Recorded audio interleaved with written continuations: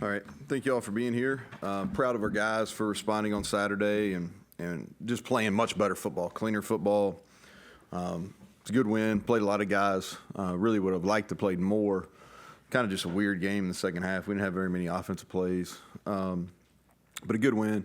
I think those games are hard sometimes because you're not only supposed to win, but you're supposed to win by a lot.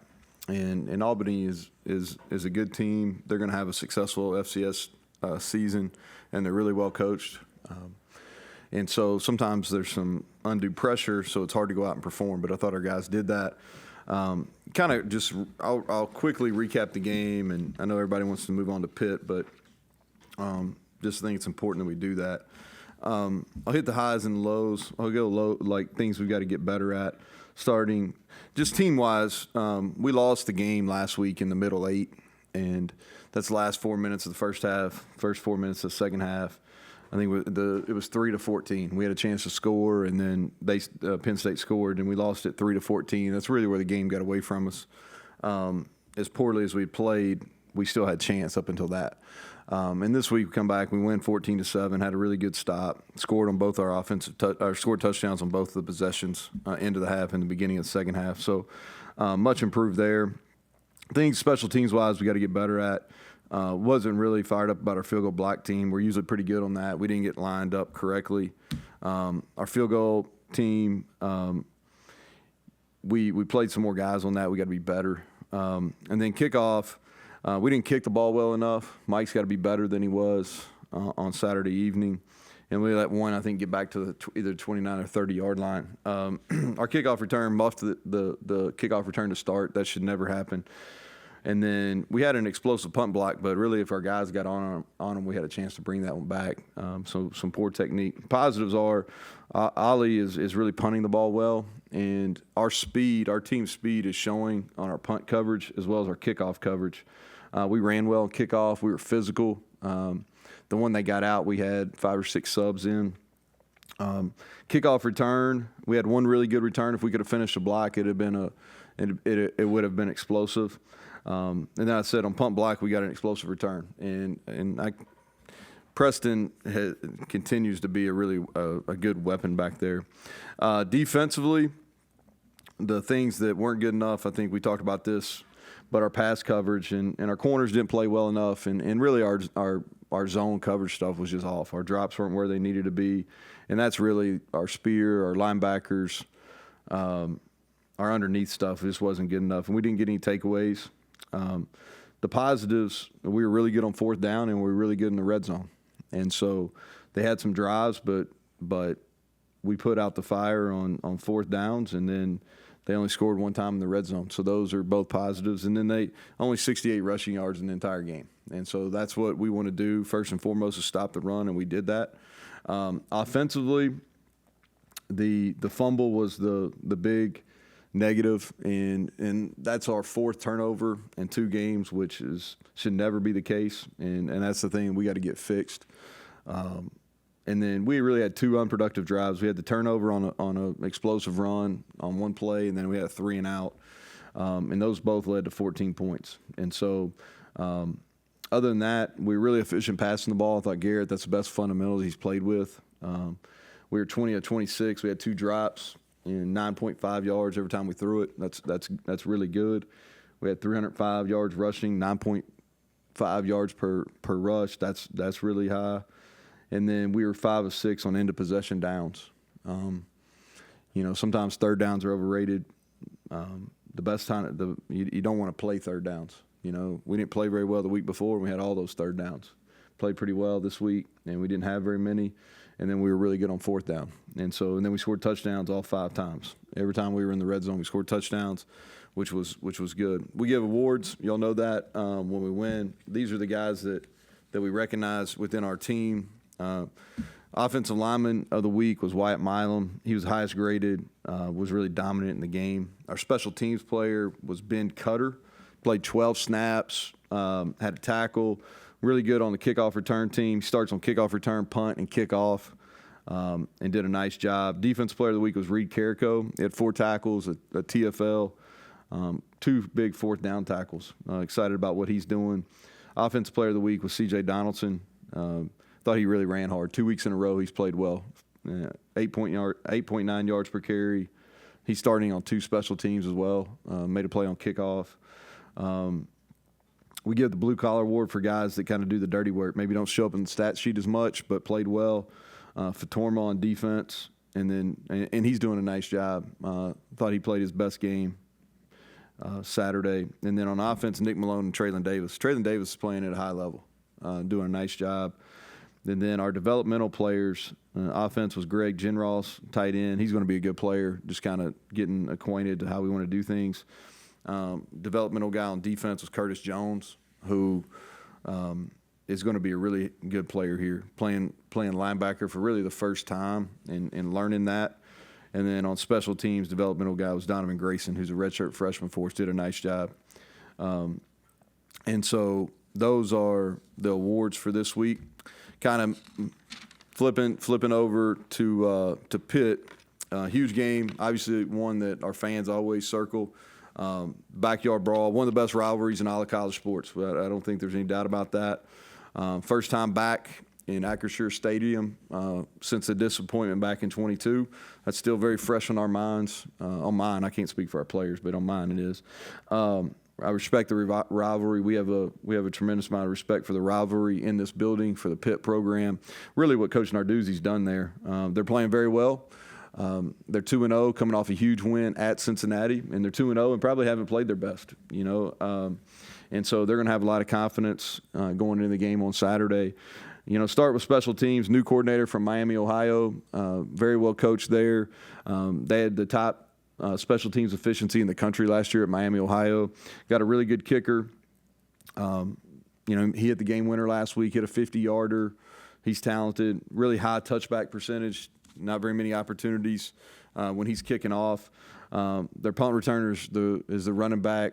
He's the Reed, Desmond Reed. He's been electric. He had a 78-yard touchdown versus Kent State in the opener.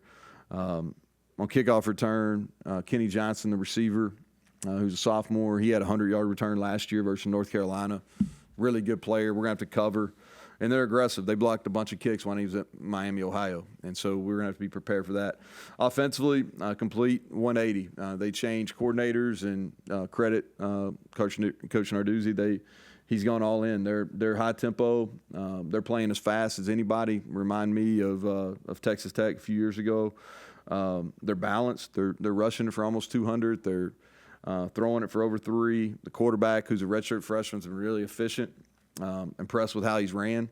He'll probably be excited after watching our tape because quarterbacks have been able to run versus us. So he's done a nice job of that through 2 weeks. I talked about the running back, Reed. He's a big-time player. Similar to Jaheim in a lot of different ways. They find a bunch of ways of getting the ball. Talked about him as a punt returner. They hand it to him. They throw it to him. Really fast, tough tackle. Deep group at wideout. The Mumfield kid who's been there now, I think this is his 3rd year, transferred from Akron. He's playing at a high level. And Kenny Johnson, who I talked about, Sincere Lee, those guys, Raphael Williams, who transferred from San Diego State, that's a really good group, and they can run. And then Bartholomew, who's been there for a really long time, pass receiving tight end, he's a threat. And I'm really impressed with the tackles. I think their tackles are playing well. 2 really big guys, future NFL players. Those guys are playing well.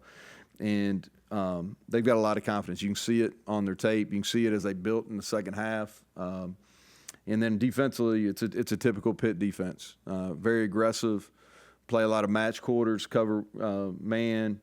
The D-line's really aggressive. They're moving maybe more than they have, playing a lot of guys up front. Their linebackers. Well, go back to the defensive line. A few of those guys have been there for a long time. And they've been really well coached on the D-line for a long time. Defensively, number 9, their star, is making a bunch of plays. They're using him to pressure, and he's been all over the field. And then both safeties are playing at a high level, and they played well against us last year. And then they're gonna put their corners on our wideouts, and that's going to be a huge matchup in the game. There's really no surprise on what they're going to do. They do what they do, and they've been doing it for a long time at a high level. And so our group's excited about the opportunity, and to take part in a rivalry game, another opportunity for us. The last rivalry game we were in, we did not show up. We did not participate at a very high level. So we're thankful for the opportunity to get back in the arena on Saturday and go up to Pitt and play in the backyard brawl. So with that, I'll take questions. So Neal, your third Pitt game. What have you learned about it? How the emotions affect the game? Crowd affects the game? Yeah, crowd will be into it. It'll be a great atmosphere. It's a great atmosphere last time we were here, or we were there. Great atmosphere here last year. There's a lot of familiarity. It's probably a little bit different than it was, 20 years ago. But there's a lot of familiarity. We know a lot of guys on their roster. They know a lot of guys on our roster. This is one that's extremely important to the fans. Our players understand that. This is a game that's of super high importance to our fan base. For us in here, we respect the rivalry, and I think it's what makes college football great. But for us, it's about getting 2-1 and getting another win as we get into conference play. And it's a tough opponent. It's our second high level opponent, and then from here on out, we play good people every week. And so it's a challenge, but our guys are very aware of the emotions that are going to be in the building. You mentioned the 3, McMillan, right? Plays the boundary. What do you see in him that you like? Well, we saw a lot of him last year. He had a bunch of tackles. I don't remember how many, but it was 15 or more last year. He had a lot. He's a kid that we knew in high school. He went to Florida, did a really good job down there, played a lot of special teams, and then he started since he's been there. Physical kid. The other safety's really good too, McIntyre. He's played a lot of football there. They use him in a bunch of different ways. Two high-level safeties. In terms of skill set, Reed, is he like the complete opposite from what you saw from Rodney Hammond the last 2 years? Well, Hammond's a good player too, but Reed is a guy that he's really fast. He's quick. He's a tough tackle. Again, not real big, not big enough. You can tell he's got good lower body strength. But man, they take wide splits with the receivers a lot, and he's had a lot of space the first 2 weeks, and he's made the most of it. You mentioned the Penn State game didn't go well, despite all the hype and everything going into that. Are there any lessons from that experience that you're trying to take into this one in terms of how the players, because you said also at the time you weren't expecting the players to respond that way, but they did. Yeah. Well, the biggest lesson is play better. We got to play a lot better. I just think that you learn when things don't go your way, and it obviously didn't go our way there. You got to learn, and we corrected some mistakes from last week, and we got to continue. And this happens to be the next opportunity. This is the next time that we're on national TV. It's the next time that we're playing opponent that it means something to our fans. It's the next opportunity on a big stage to go out and perform. We got to do it better. And so I think that's what we're talking about. You mentioned your fans and the importance thereof of them being there. Did you watch the Steeler game yesterday at all? No. Well, But I got some things going on. You took over the stadium down in Atlanta. Yeah. Could your fans do that? I don't know. We had a bunch of people. You're opening up a can of worms. First of all, there's a ton of Steeler fans everywhere. I've learned that just traveling since I've been here. I probably didn't pay as much attention when I lived other places, but as I've lived here, I've really noticed that there's a lot of Steelers fans. Now, I was proud that Steelers won because 2 of our guys played really well, but I just saw the highlights. I didn't watch the game. No, I think there'll be a West Virginia presence. What percentage, I have no idea. Pitt's fans really turned out last time we were there. It was a great atmosphere. The game didn't go the way we wanted to. There's not a lot of positive memories for me from that game, but it was a tremendous atmosphere, and our people will find a way in. Your pass coverage, how do you improve? Well, first of all, we got to play with better technique. At corner, we just didn't play very. We've got guys that can play, and they've played well before. Trying to do too much, eyes aren't in the right spots, and then we just didn't play good team pass coverage. And what I mean by that, we're primarily a zone team, and our underneath droppers just weren't where they're supposed to be, and I'm talking about our Mike and our Will and our Spear. A lot of times our spur to the boundary is a drop defender. And we've got really firm rules about where they're supposed to be, and they just weren't there. And some of it was they were looking in the backfield too much, and we coach them to sprint to their drop and then look back. And so disappointing, but correctable, at the same time. Neal, what changed for Pitt at Cincinnati? Well, I think that, they've got a redshirt freshman quarterback, and this is his second game as a starter. Cincinnati has gone to the 3 safety defense, which is unique. Our guys are probably a little bit more familiar with it because in the Big 12 you see it. There's not as many teams in the ACC running it, and it takes a little bit of time. And so, he was pushing the ball downfield early and then figured it out and really started using his legs. And then he created some explosive plays with his legs in the second half. And also they broke some tackles, and they got the ball to Reed, and they moved the ball early and then kind of went in a lull there in the second quarter, but then played really well in the second half.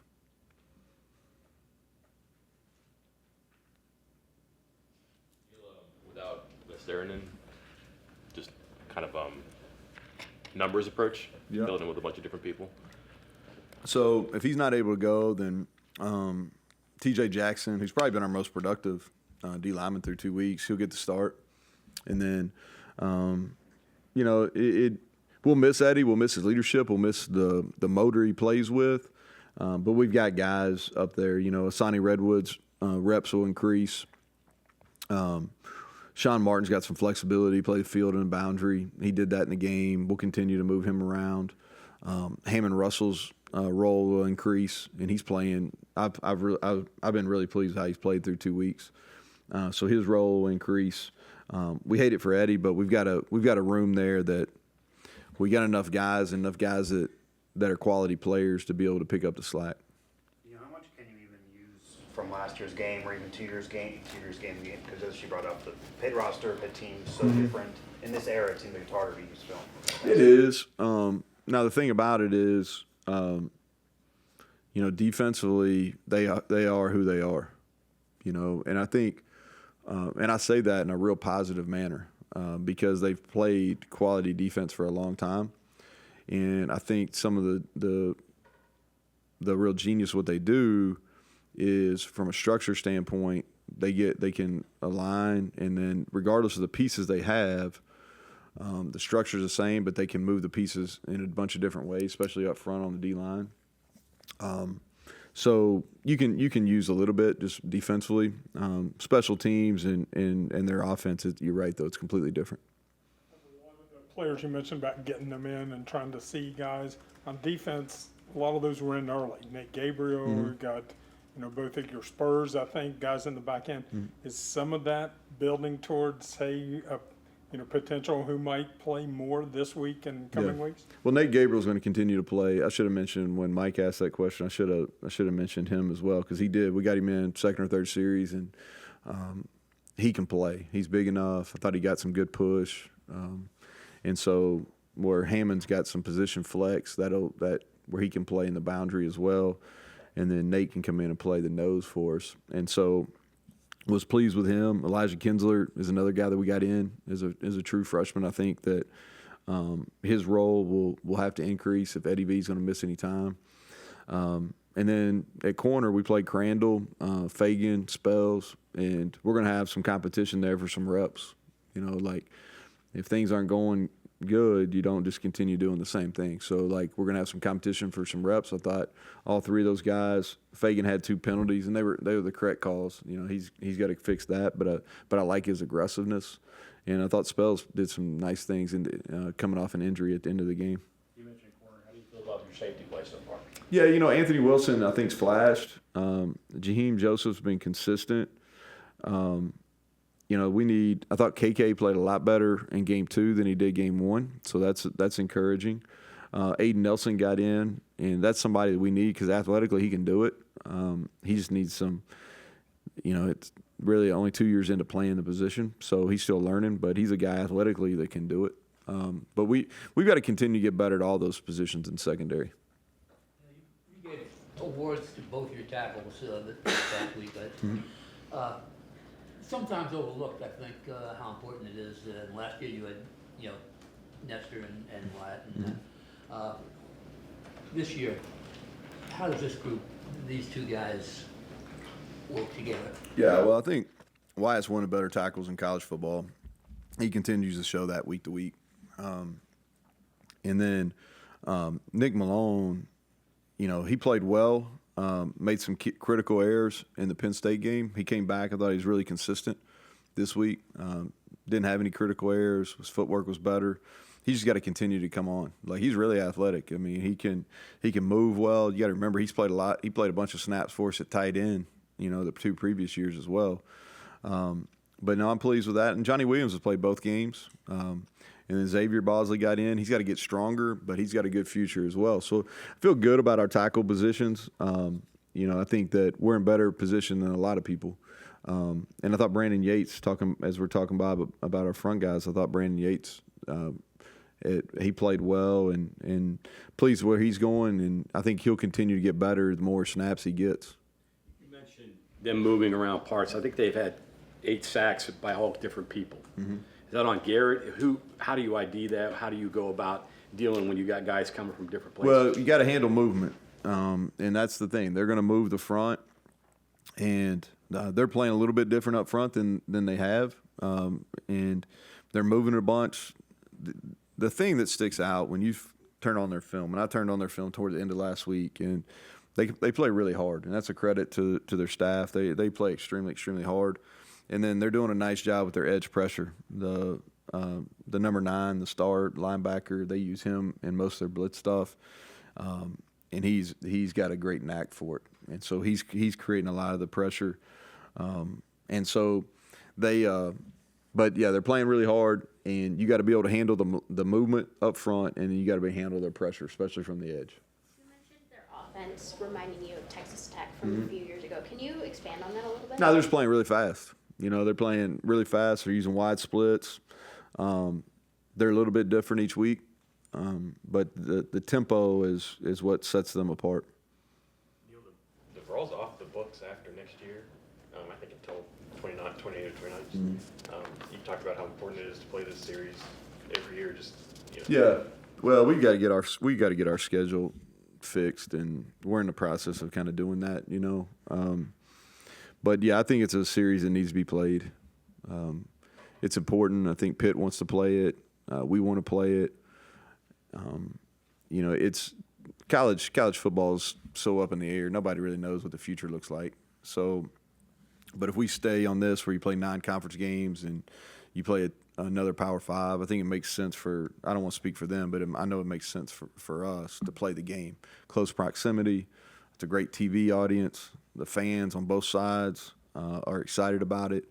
And so if you look at us moving forward, as soon as we get through with this little run here, is, to me, it's 9 conference games, it's Pitt, it's an FCS, and it's a group of 5. And preferably the FCS and the group of 5 need to be at home. And that gives us an opportunity to have 7 home games every year, which is what we need to do. Is it the process of getting it fixed? We're in the process. Schedule? Yeah. Hell, we got Alabama. Okay. Yeah, that ain't fixed. When